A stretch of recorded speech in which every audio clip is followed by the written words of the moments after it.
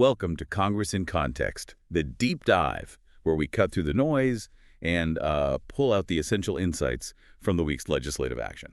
Our mission today is focused on the critical first week of December. We've got a whole stack of sources here covering, well, high-stakes affordability debates, a fundamental clash over energy policy, and some really interesting bipartisan movement on justice and small business reform. The narrative coming out of Washington right now is really defined by these impending legislative deadlines. We're seeing Congress try to manage, it seems, two totally distinct categories of issues. What are those? You've got these massive, polarized fiscal cliffhangers on one hand, and then on the other, surprisingly detailed, kind of common-sense bills that are actually getting passed. I want to show you both sides. And those deadlines are not academic at all. They have immediate, measurable consequences for millions of Americans, starting with healthcare. Okay, let's unpack that immediate crisis, the Affordable Care Act subsidy cliff. We're talking about the enhanced premium tax credits. They're scheduled to just vanish at the end of the year. Right, and that's going to impact an estimated 24 million people. Wow. The word catastrophic is being used by policy analysts, and, the numbers really bear that out. Our sources cite some pretty stark examples of the projected increases if Congress fails to act. Like what? Well, imagine a 60-year-old couple in Wisconsin. They're earning about $85,000 a year. Their health insurance premiums could jump by over $23,000 per year. $23,000. That is nearly $2,000 extra every single month. Exactly. And for a family of four earning, say, $133,000, they could be looking at a $14,000 annual increase. I mean, these aren't just budget adjustments. They require fundamental lifestyle changes. You're talking about potentially delaying retirement, pulling money from savings, or maybe just foregoing coverage entirely. And critics, largely from the Democratic side, are quick to connect the situation right back to the One Big Beautiful Bill Act, which Republicans passed back in June. Right. They argue that measure intentionally made this crisis worse by cutting $1 trillion from Medicaid and eliminating premium subsidies for 22 million Americans. And there's a really nuanced detail in that June bill that speaks to this deeper issue of healthcare infrastructure. It's about a cap on student loans for nurses. Yeah, an unindexed $100,000 hard cap on graduate student loans. The argument is that this actively discourages students from pursuing advanced nursing degrees, which, just compounds the critical short staffing problems we already have. So the political stalemate it's very real. It's concrete. When Democrats pushed to extend the premium tax credit, that was H.R. 6074, the attempt to even bring the bill up for a vote was blocked by the Republican majority during a procedural rules debate. This brings up a critical question for you, the learner. Why?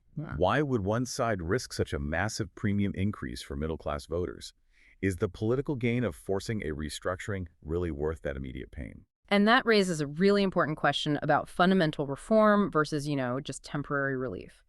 The Republican counterargument is that the current ACA structure is just fundamentally flawed. Was there evidence for that? They point out that premiums have gone up 221% since the exchanges opened, and they cite examples where subsidies are going to high-earning individuals, sometimes people earning over $500,000 without proper oversight. So for them, this cliff is leverage. It's leverage to force a structural reform to make the system truly affordable rather than just extending what they see as a broken system. So it's the classic Washington binary. Yeah. An emergency extension or force a long-term fix. Exactly. But, okay, stepping away from that massive, highly partisan fiscal cliff, we actually saw Congress demonstrate this week that when the political stakes are a little lower, they can govern effectively on technical issues. That spirit of cooperation really shines through in the healthcare innovation space, for instance, with the hospital-at-home extension. Yes. This measure is all about extending a crucial waiver for 5 years, which gives providers the certainty they need to invest in these innovative models. And this isn't theoretical, right? Not at all. One health system accepted over 800 patients under this waiver. It freed up 1,500 bed days and saved them $1.1 million. Okay, so to crystallize that for the listener, hospital at home is cheaper, patients generally prefer it, and it frees up scarce resources in physical hospitals. That just seems like policy consensus driven purely by positive outcomes. And we saw that same common sense approach in justice reform. We tracked significant bipartisan action on the Trafficking Survivors Relief Act, that's H.R. 4323. This bill is huge. It creates a consistent federal pathway for human trafficking victims to vacate criminal convictions and expunge arrest records for offenses they committed as a consequence of being victimized. Which is key. And this relief already exists in almost every state, but there's no uniform federal process. This also sets up a formal legal defense, doesn't it? It does. It formally establishes a human trafficking duress defense for prosecution of certain federal offenses. It's an overdue recognition that victims of these horrific crimes are often compelled to commit other crimes under extreme duress. And following that same theme of just clarifying the law, we saw Representatives Roy and McBath co-lead the bipartisan Count the Crimes to Cut Act, H.R. 2159. The objective here is so simple, but so essential. Define clearly what conduct is criminal at the federal level. I mean, you'd think that would already be clear. You would. As one member said during the debate, freedom collapses when the law becomes unknowable. When the federal criminal code is so large and diffuse that even experts can't agree on how many laws exist, it creates a system where prosecutors have excessive power. That's why this has bipartisan support. It's about accountability for the legislature. It's clear Congress can tackle bureaucracy and injustice, but when we turn to the issues that really define the parties, like capital access, energy, executive oversight, that spirit of cooperation seems to just vanish immediately. Yeah, let's look at economic oversight. Small business support was a major theme in committee work. Specifically, small American manufacturers, who account for, 98% of all U.S. manufacturing companies? They're getting a potential capital boost with H.R. 3174. So what does that bill actually do? It seeks to raise the SBA 7A and 504 loan limits for small manufacturers from $5 million to $10 million. This is all about providing significant capital to invest in new tech, hire workers, and specifically encourage the reshoring of jobs. So a direct effort to strengthen domestic manufacturing. Exactly. You know, the most insightful bill for economic development this week, for me, was H.R. 4431, the ICANN Act. It's aimed at democratizing venture capital. And this is a fascinating issue because currently the venture capital map is extremely concentrated. It's shockingly concentrated. Our sources show that nearly half of all U.S. venture funding goes to companies in California. Half. And over 70% is concentrated in just 4 states: California, New York, Massachusetts, and Texas. So the goal of the ICANN Act is to amend the definition of venture capital fund.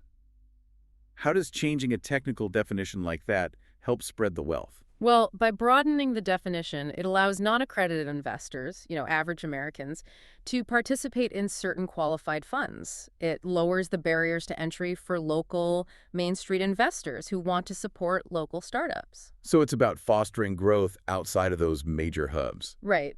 An entrepreneur in Spartanburg, South Carolina, needs access to local capital just as much as one in Silicon Valley. This bill tries to make that possible by tapping into community wealth. That makes perfect sense. Now, on the oversight front, Congress is clearly reacting to the sheer scale of the COVID-era spending failures. I mean, the numbers are just staggering. They are. The SBA's Inspector General estimated in 2023 that over $200 billion in potentially fraudulent COVID-era loans and grants were distributed. $200 billion. Just think about that for a second. That level of loss fundamentally undermines taxpayer trust in the entire system. And so the legislative response is aimed at stopping future hemorrhaging. We saw bills focused on reducing regulatory burden, the red tape bills, alongside measures to fight fraud. Precisely. Bills like H.R. 4305 want to codify the SBA red tape hotline to make it easier for businesses to report these unnecessary hurdles. At the same time, Congress wants to require annual reports on the total cost of all federal regulations. Which is a huge hidden cost, right? One source estimated it at $2.155 trillion annually on the economy. So reducing that friction is seen as essential for growth. And finally, a brief note on Social Security. The House passed bipartisan measures, H.R. 5348 and 5349, to improve customer service, especially for identity theft victims, and to help people who retired early because of confusing language from the SSA. Small but meaningful fixes. Now let's pivot to the major political votes that dominated the Senate floor this week, specifically the energy showdown regarding the Arctic National Wildlife Refuge, ANWR. This was a close and significant vote. The Senate passed H.J. Res. 131 by a vote of 49 to 45. It was a formal disapproval of executive action, but what exactly was the mechanism here? This was a disapproval resolution under the Congressional Review Act, or the CRA. For the listener, the CRA is a really powerful tool Congress can use to nullify a recent executive agency rule or action. And in this case, the action was the Biden administration's 2024 record of decision on oil and gas leasing in ANWR's coastal plain. That's right. And what did that ROD do that Congress wanted to nullify? The Biden ROD had closed off 76% of that coastal plain. It's known as the 1002 area to any oil and gas leasing. 76%. Yeah. And supporters of the disapproval resolution argued that this closure violated the clear congressional mandate that was established in the 2017 Tax Cuts and Jobs Act, which explicitly required 2 lease sales in that area. So the argument for nullifying the action was twofold. One, uphold the congressional mandate, and two, restore access to an estimated 7.7 billion barrels of oil. And also to support the local Inupiat community and the North Slope Borough, who really rely on those oil taxes for essential services like education and police. But on the other side, opponents view the coastal plain as, I think the quote was, the biological beating heart of the refuge. They call it America's Serengeti. They criticize the push for any industrial development in what they see as a vulnerable ecosystem, emphasizing the critical role the land plays for caribou herds and other wildlife. It's just a fundamental, uncompromising clash between domestic energy supply and environmental preservation. Okay, moving to national security. The House passed several measures targeting foreign influence in education. Specifically, H.R. 1049, the Trace Act, and H.R. 1069, the Protect Act. And that last one is aimed at banning CCP funding in K-12 schools. The driving force here is the fear of, well, communist propaganda and threats to national security. The Trace Act passed quite strongly, 247 to 166. But there was pushback on this, right? There was. Opponents argue these bills impose unfunded mandates on already struggling school districts, forcing them to divert resources to bureaucratic reporting on what they claim is an unproven threat at the elementary and secondary level. Finally, we need to address the deepening tensions over security failures and the scope of executive power. The tragic attack on National Guardsmen Sarah Beckstrom and Andrew Wolf by an Afghan national was highlighted on the floor this week. That incident points directly to major security gaps and, incomplete vetting for the more than 77,000 Afghan parole recipients. A recent Inspector General report from DHS confirmed there was no established process for even monitoring the parole expiration for this population. So there's a significant risk in the security vetting process that Congress is now demanding answers on. Exactly. And then you have the ongoing scrutiny of Secretary Hegseth regarding these alleged illegal strikes on drug boats in the Caribbean. That remains a huge controversy. Congress has formally requested the full, unedited tapes, the intelligence, all the legal rationale for these strikes, which the administration has refused to release.